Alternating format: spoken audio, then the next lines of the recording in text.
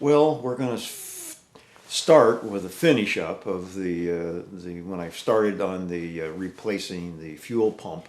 I'd showed the front end of Rosie here with the cover off to get the battery out because I wanted to replace the battery because the last time I had TMF I pretty much killed the battery and I took it to a local AutoZone and they put it on their little tester and it was no good, which I figured, you know, it would start the scoot most of the time. I mean, it would always start the scoot, but it was an '09 battery, like I alluded to before, probably made in sometime in '08 and charged up in '08, sitting around waiting for me to buy this in January of '09. So it served its purpose, but usually a battery near the end of a life starts putting a heavier load on the alternator.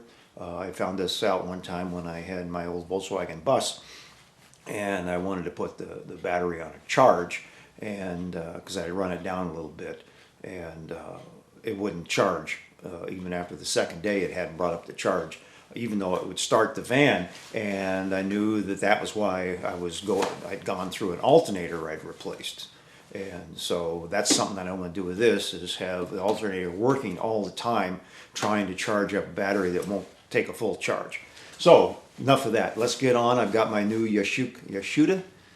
I went with an OEM battery, the YTZ-10S back in again, and I got it from Amazon, and I think it was 122 plus tax including shipping, but it took 2 weeks to get to me. But I have to say I was worried about it coming through the shipment and being damaged in shipment, but they must have learned how to pack it because there was some comments from other people that had theirs DOA and damaged packaging, but came through really packed up well. So that was my big concern. So when I got it, I put it on my battery charger Junior, and within, I don't know, a minute it was up to the blinking green, and I don't know how long it took before it went solid green, but it's been on the charge for a day because it's cold out in the shop. So I'm going to go ahead and reset up. We'll stick that in, and I'll show you my little jumper thing I made up too. Well, the new battery pretty much looks like the old one.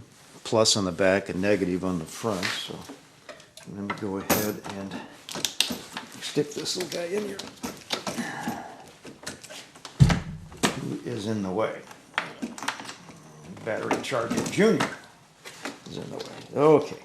And something else I did too is I went, I noticed my local Fred Meyer, you could probably find a hardware store that had these ATM fuses. And it comes with a little fuse puller, which is handy to get these little guys out if you don't have, you know, fingernails or whatever. But there's like $6, and it's got 125 and 130, but it's got two 10s, 15s, and 20s, which is mainly what the Tmax uses.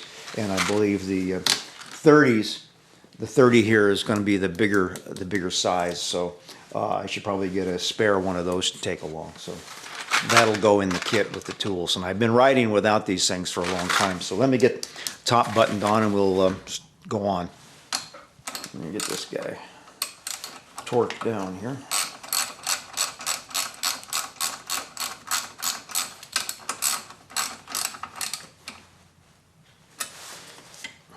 There's something else I was noticing too. The fuse holder, there's no reason, it fits on a angled piece of metal back in there, and there's no reason in the world why they couldn't increase that angle. Instead of having the top down like this, they could have made it flat to where it's right here instead of down in the hole, especially with the latch under here getting it. This thing's in the way, and really it's a pain in the patootie to get that damn thing off. So, you know, they could have. I don't know if the new 530s have more user-friendly stuff, but it's something that I'm surprised the Japanese didn't think of when they were building this, to tilt it at. I mean, just taking a second to see the error of their ways. One of the things I've got to add to the battery now is my jumper. Now these are 50 amp Anderson plugs from Anderson Power Products. and this one will go on the scoot. Let me get back here where you can see it. This will go on the scoot, and this will go in my toolkit, and then this comes off. I was going to put this on this one, but there's not enough room down in Rosie's cleavage for this cover, but it's going to be pretty protected, so these guys just go together like that. And then you, on the other end where you're jumping here, you just put the regular alligator clips on these extended ones, and they're far enough away that I thought that, okay, when I did the, is this all the way back? No, okay, jeez. When I did the other end for the scoot, I had them offset for the battery, so I figured, well, okay, I'll save the the remains, and they'll be offset on the other end, so you can put the clamps on without fear of short circuiting. And then it pops loose, and then this can go back in your kit. So now I want to get this guy installed. I was thinking having to go across the top, but that's where my battery tender junior comes across, and I had it clipped to the top of the plate down here. So I think maybe I'm going to take it off to the side and then put it in that way. So, and then that'll let me tape this or strap that back down again, and then I could strap this guy to the side because it's insulated also. So, and I may put some tubing or something on that, but it's pretty thick insulation on here. So now I got it torqued down, and I also went and clipped the corners of the little OEM cover here, so it'll go down, fit a little tighter in there. So, and I guess I'm going to, with the battery tender junior part here, I'm going to cross them over like that and put a strap around it. But let me get the negative side on next. Moving on a little easier. I don't know, I just found it's easier to take all of this stuff off to get to the battery. If you drop this thing back here with that nose thing over it, and if it doesn't fall out the bottom, then you get where did it go? The nice thing about I like this because when you're torquing this down, as long as you're not twisting the holder that goes into the battery, you're basically just torquing down on the nut with the capture nut in behind. So it's a little safer. So I'm going to put a couple little cuts right in here. Get this, go back down, and then you can see down here where it just fits naturally back into that clevis. Well, I got her tied down. One thing I originally had this coming across the top of this the negative cover here, but I thought, well, I better put all the panels on just to make sure. And this is the telltale one that it fits up against its stop down here with that single screw, and then it'll tie into here. The clearance right under here is pretty tight.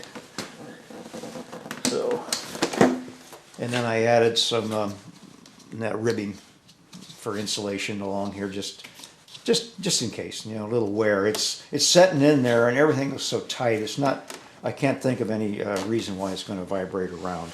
And then you can see the plug is down in here, and with this little rubber cover on it, kind of jams in place there and holds anyway. So let me go ahead and start putting the upper panels back on up in here, if I can remember how. Well, in case you ever want to do this, there's some latches along the top here that fit into notches. You can see it right there. I'll stick a finger in, but yeah, right there. And if I can get those to go in.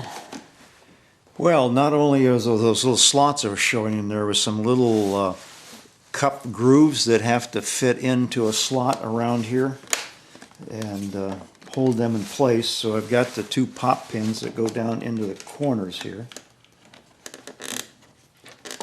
real. Make sure you got them all the way out, or else they don't want to go in.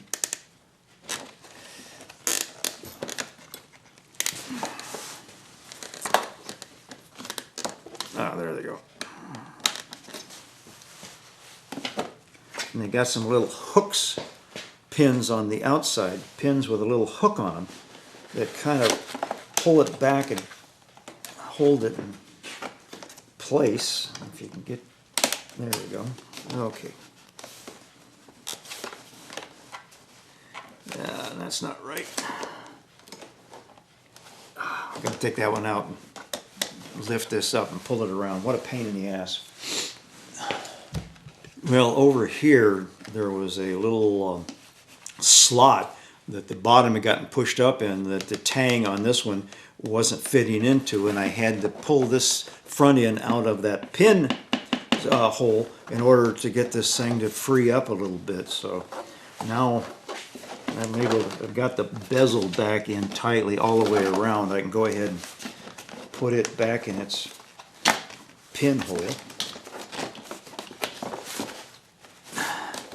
and put these screws back in place. And I can probably put the front of the handlebar on next too. Let's see what the order. I took them off and put them on my workbench in the order I took them off, which is handy. And remember, you always keep each of the screw packs with each of the panels. Well, I guess the next thing I had was this thing, which goes back in, and it pretty much just snaps in place.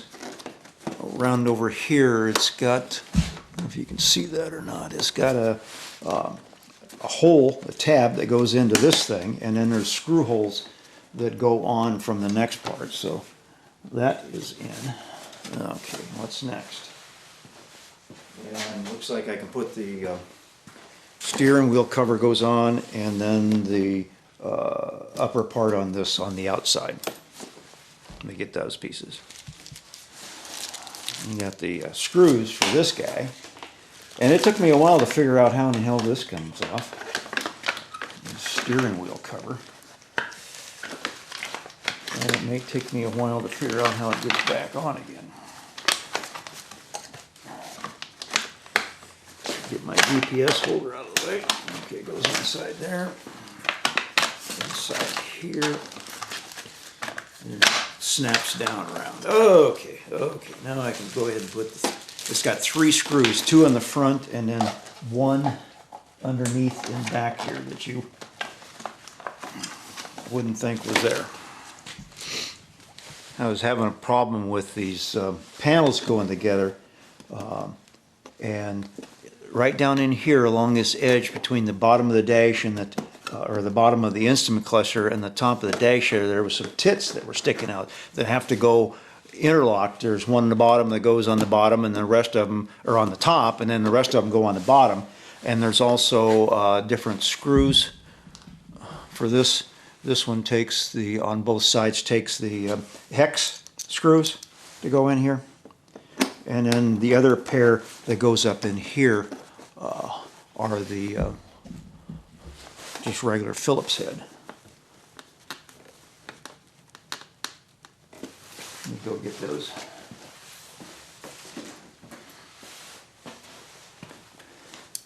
And they go right in here and hold. Ah, wrong tool.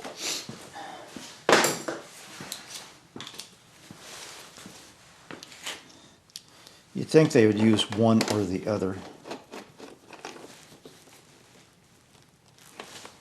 Okay, everything's nice and tight. Here, let me get the other one on the other side.